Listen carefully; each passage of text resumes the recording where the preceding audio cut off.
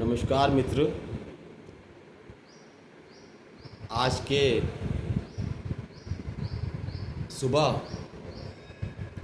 आज के दिन की शुरुआत एक्यूप्रेशर उपचार के साथ हम सब मिलकर के अपने को स्वस्थ बनाएंगे और अपने समाज को, अपने परिवार को भी स्वस्थ रखेंगे। इसी के साथ शुरू करता हूं मैं आज का अपना नया मैसेज। मित्रों, आपको पता होगा कि पूरी दुनिया में अगर मैं देखूं तो 5% लोग, पूरी दुनिया के 5% लोग जो हैं वो पूरी तरीके से स्वस्थ हैं, उन्हें कोई बीमारी नहीं है और बहुत धनवान हैं, संपन्न हैं, बहुत पैसा उनके पास, कहीं कमाने के लिए उनको कहीं जाना भी नहीं। और नंबर तीसरा क्या है? उनके पास समय ही समय, वो समय से आज़ाद हैं। तो क्या है? वो पूरी तरीके से स्वस्थ हैं, संपन्न हैं और समय से आज़ाद हैं। ऐसे 5% लोग हमारी पूरी दुनिया में हैं। अब इनको चलिए हटाते हैं आगे। और 20% लोग कैसे हैं? 20% लोग ऐसे हैं जो कि अस्पताल में, आईसीयू में एडमिट हैं, भर्ती हैं, वेंटिलेटर पर रखे हुए हैं। 20% लोग ऐसे भी हैं दुनिया में। तो चलिए इनको भी अभी हम हटाते हैं। 5% वो जो स्वस्थ हैं और 20% ये जो आईसीयू भर्ती हैं। 25% को मैंने हटाया तो अब बचते 75%। ये कौन लोग हैं? इन 75% लोगों में आप और हम आते हैं, जिनमें जितनी भी बीमारियां हो सकती हैं, जैसे हड्डी का रोग, दर्द है शरीर में, नसों से संबंधित है समस्या, दांतों का दर्द है, या फिर कैंसर, पैरालाइज, अस्थमा, डायबिटीज़ तो बच्चों में आजकल आ चुकी है, और ब्लड प्रेशर, बीपी किसी का हाई तो किसी का लो हो रहा है, किसी का शुगर हाई जा रहा है तो किसी का शुगर डाउन हो रहा है, हार्ट अटैक, पता नहीं कब किसको बीमारी चल रही है, अटैक आ चुका है, वो भाग रहे हैं। लेकिन ये सारे लोग दिन रात क्या कर रहे हैं? भाग रहे हैं अपने जीविकोपार्जन के लिए, धन कमाने के लिए दिन रात भाग रहे हैं। पैर में फ्रैक्चर है, प्लास्टर चढ़ा हुआ है, लेकिन भागे जा रहे हैं पैसा कमाना। समय नहीं इनके पास, इनके पास समय ही नहीं है। ऐसे लोग, ये सभी लोग कहाँ आते हैं? 75% में। अगर इनको मित्र अगर जागरूक कर दिया जाए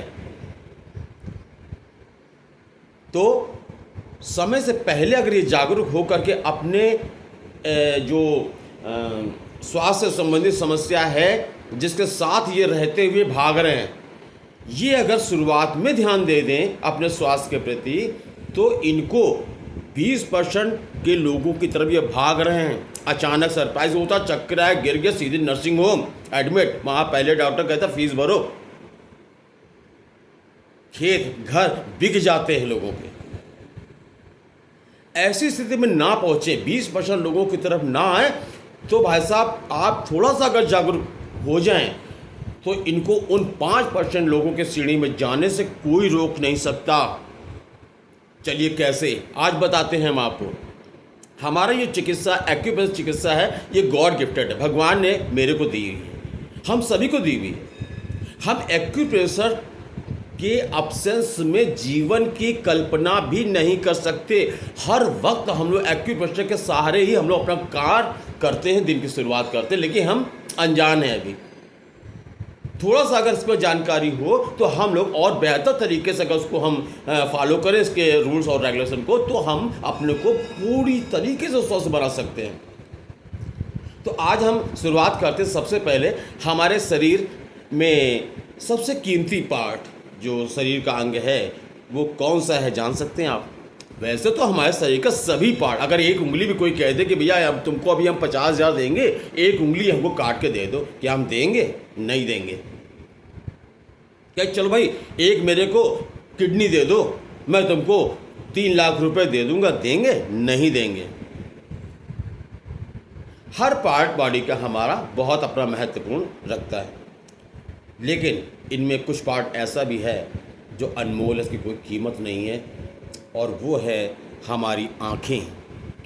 हमारी आँखें, हमारा पूरा शरीर स्वस्थ है, लेकिन यदि मेरे आँखों में रोशनी नहीं है, ज्योति नहीं है, तो ये रंगीन दुनिया, हसीन दुनिया बेकार लगेगी हमें। तो आज हम चर्चा करते हैं अपनी आँखों को स्वस्थ कैसे बनाएं।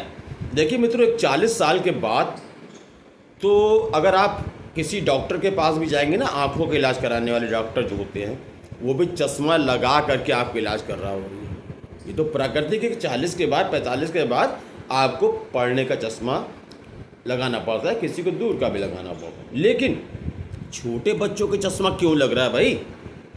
बात तो ये आती है ना, 5 साल 10 साल के बच्चे को धुंधला दिखाई पड़ता है, स्कूल में जाता है, आंखें मिचता है, धीरे धीरे सर दर्द करने लगता है उसका, और उसको चश्मा लगता है। ऐसा क्यों हो रहा है? तो चलिए हम बात करते हैं आज अपने अनमोल जो हमारी आंखें हैं, इनकी कोई कीमत नहीं है। और हाँ, कुछ लोग तो इतने अच्छे होते हैं कि नेत्रदान भी करते हैं, क्योंकि इनको काफ़ी समय तक मरने के बाद भी आंखों में जान होती है। अगर इसको डोनेट कर सकते हैं लोग, लिख के जाते हैं, करते भी। तो चलिए हम लोग कहते हैं कि आंखें कैसे स्वस्थ हमारी रहें। हमारे शरीर, आंखों के पास देखिएगा, ये हड्डी दिख रही है, ये यहाँ पर भौहों में बाल है, और ये नीचे आ गई, ये हड्डी यहाँ से आ रही है, ये पूरी हड्डी आ रही। मित्रों, ये पूरी यहाँ से गोल अंडाकार जो हड्डी आ रही है, इसमें 7 एक्यूप्रेशर के पॉइंट्स होते हैं। आज गहरा राज मैं आपको बता रहा हूँ। 7 पॉइंट्स होते हैं एक्यूप्रेशर के, जो हमारे आंखों के पास हैं।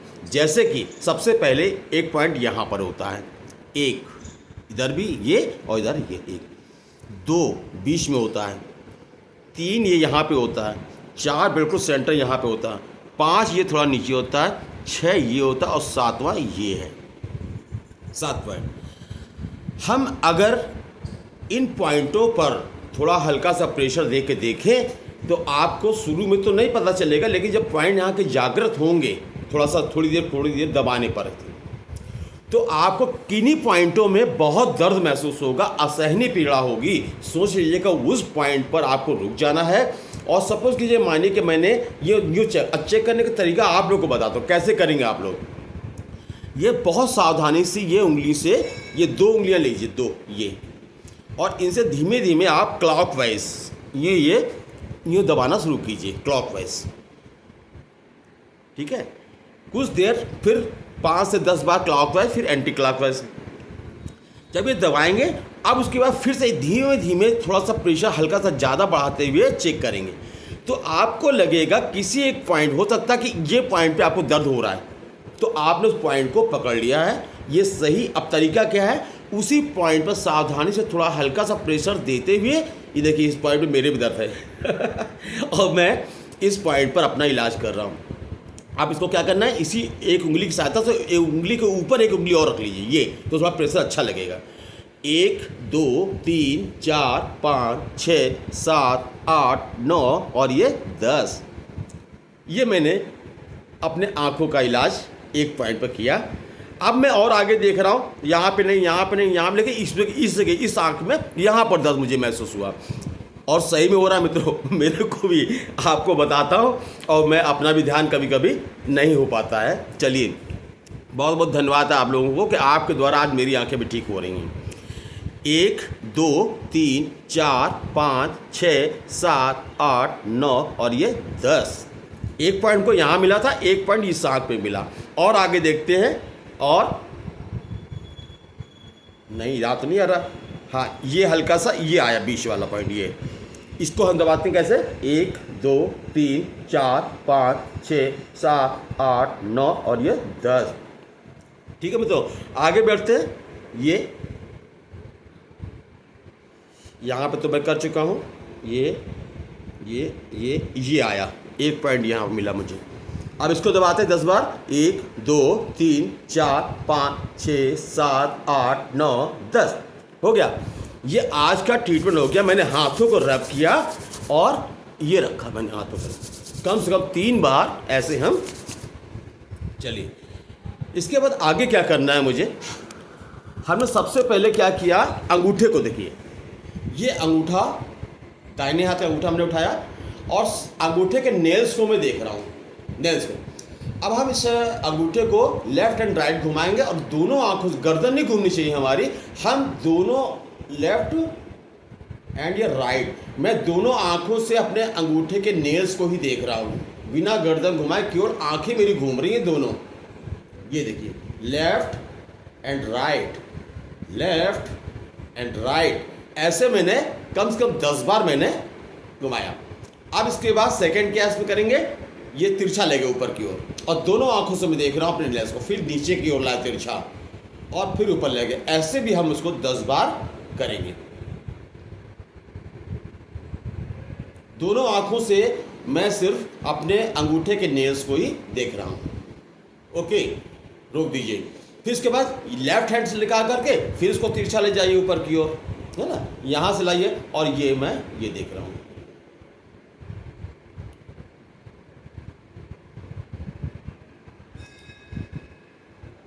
इस तरीके से 10 बार मैंने ऐसे भी किया।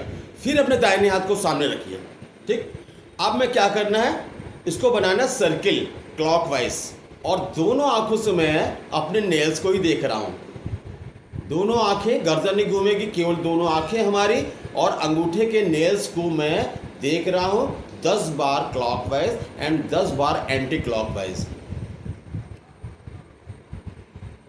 ऐसे 10 बार हमें इस तरीके भी करना। फिर सामने लाइए हाथ और नेल्स को। अब क्या करना है मित्रों, देखिए, जिसकी आंखों में ज़्यादा दर्द होता है, चश्मा लगा हुआ है, उनको ये एक्सरसाइज जहाँ से दर्द होने लगे वहाँ से उनको फिर नहीं करना है, और नहीं तो उसको नोज़ के पास हमें टच कराना है। और दोनों आंखों से नेल्स को देखते हुए धीमे धीमे धीमे धीमे लाइए और देखिए, ये जितना पास लाते जाएंगे तो आपके आंखों में दर्द शुरू होने लगेगा। और देखिए, कोई कोई को अगर दर्द ज़्यादा हो तो फिर वहीं से लौटा लीजिए अपने हाथ को, है ना, और अदरवाइज आपको इस अंगूठे को ला के नोज़ से टच करा देना है और फिर बाहर ले जाना है दूर, फिर नोज़ की तरफ ला के टच करना धीमे धीमे, फिर बाहर ले जाना है। ऐसे भी मेरे को 10 बार करना होगा। ये अब हमारी आंखें इस समय दर्द होने लगी तो मैं इसको रब करूँगा और 3 बार। ये हो गई हमारे आंखों का इलाज। सबसे पहले मैंने पॉइंट्स आपको बताए थे, दबाने का तरीका बताया, उसके बाद ये एक्सरसाइज जो मैंने आंखों की, ये मैंने आपको तिरछा है, फिर उसके बाद हमने फिर सामने का सर्किल बनाया, एंटी क्लॉकवाइज बनाया, फिर मैंने नोज से टच कराया, ये हो गया, रब किया और कोई किया, ये हो गई कंप्लीट एक्सरसाइज। अब हम एक चीज़ आपको बहुत काम की चीज़ बताते हैं कि जैसे कि अगर आपको आँखों में दिन भर डस्ट वगैरह बाहर निकलते हैं, जाती रहती है, तो आप लोग मित्रों गुलाब जल बनाएं अपने घर पर और उसे एक आई ड्रॉप जो घर में मिल जाते हैं तो उनको अच्छी तरह गर्म पानी में वॉश कर लीजिए, पानी सूख जाए जब, उसके बाद उसमें आप ड्रॉपर में गुलाब जल को भर सकते हैं। बनाएंगे कैसे, एक बड़ा सा भगोना, ठीक है, बड़ा सा एक भगोना लीजिए, उसके अंदर एक कटोरी उल्टी रख दीजिए, ठीक है। अब क्या करना है, उसके ऊपर एक थोड़ा चौड़े मुंह का बाउल उसी भगोने के अंदर ही रखना है आपको, ठीक है ना। नीचे पहले कटोरी, फिर उसके ऊपर ऐसे सीधा, ये तो थोड़ा ऊंचाई पर आ गया। अब नीचे क्या करना है, 10-12 गुलाब के फ्रेश फूल लेने हैं और उनको अच्छी तरीके से वॉश करना है और उनकी पत्तियां लाल वाली जो है वो सबको तोड़ लेना, 10-12 फूल। उस भगोने के किनारे किनारे फ्लावर के पत्तियों को आप डाल दीजिए और 1 से 1.5 गिलास पानी, क्योंकि पानी अगर ज़्यादा भर देंगे, कटोरी जो नीचे रखी हुई है उल्टी, उसके ऊपर पानी नहीं आना चाहिए, अदरवाइज ऊपर वाला कटोरा वो तैरने लगेगा फिर, है ना। 1 से 1.5 गिलास पानी डालेंगे और नीचे किनारे क्या पत्तियाँ भी फ्लावर्स की, गुलाब के फूल की पड़ी हुई, ऊपर आपने ओपन रखा हुआ।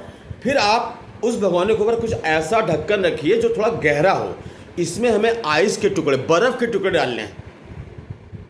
कब, अभी नहीं, अब हम क्या करें, उस भगोने को पानी भी डाल दिया और ढक्कन एक ऐसा रखा जो थोड़ा बीच से गहरा था, मैंने उसको गैस पे रख दिया और तेज़ आंच कर दी, पानी जब आपका हल्का सा गर्म होकर बॉयल के अवस्था में आ गया तो आँच को धीमी कर दिया, गैस धीमी कर दी। अब जब पानी बॉयल होने वाला था, आपने ऊपर से रखा था, अब इस समय आपको आइस के कुछ बर्फ़ के टुकड़े उसमें डालना है, जिससे कि क्या होगा, जब भाप बनेगी वो ऊपर जाएगी, गर्म होती है तो वो ठंडी होकर के ड्रॉप वाटर वेपर्स जो है ना, ठंडा होकर के धीरे धीरे बूंद बूंद करके आपके खुले वाले बाउल जो ऊपर रखा हुआ है उसमें आएगी। ठीक है, तो ऐसा करके अब आपको क्या है कि कम से कम ऐसे 15 से 20 मिनट उस पोजीशन में धीमी आंच में रखने दीजिए। आइस हमने डाल कर रखी हुई है और उसके बाद जो है वो 15 से 20 मिनट बाद आप क्या करेंगे, गैस को बंद कर दीजिए, ठंडा होने दीजिए। अगर बर्फ़ पूरी घुल चुकी है और गर्म हो गया पानी तो थोड़ा आइस उसमें और डाल दीजिए, लेकिन ढक्कन को अभी खोलना नहीं है। अब जब पूरी तरीके से लगे आधे घंटे और बाद जब लगे ठंडा हो चुका है पूरा आपका बर्तन आपका, तब आप धीरे से उसका ऊपर वाले ढक्कन जिसमें आइस पड़ी उसको हटाइए, बहुत आहिस्ता, उसका एक बूंद पानी नीचे नहीं गिरना चाहिए, उसको हटा के फेंक दीजिए। और उसके बाद आइए उसके बाद आपको उसके अंदर जो वेपर्स आपके बॉयल में मिलेगा वो प्योर गुलाब जल होगा। नीचे का जो पानी होता है रेड कलर का होगा, फ्लावर होगा, ये गुलाब जल इसको कह सकते हैं, लेकिन ये बहुत जल्दी 1 या 2 दिन में ख़राब हो जाता है।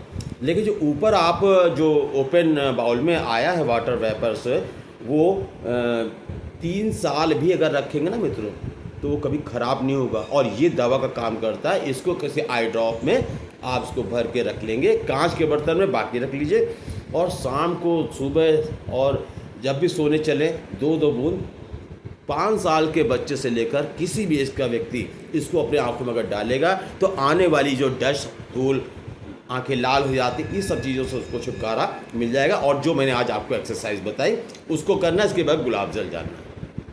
तो मिलते हैं फिर आपसे नेक्स्ट वीडियो में, तब तक आप लोग इसको करिए। और कोई भी अगर आपको क्वेश्चन या कोई प्रश्न पूछना हो तो आप लोग यूट्यूब में जा कर के आप हमसे प्रश्न कर सकते हैं। ओके, धन्यवाद।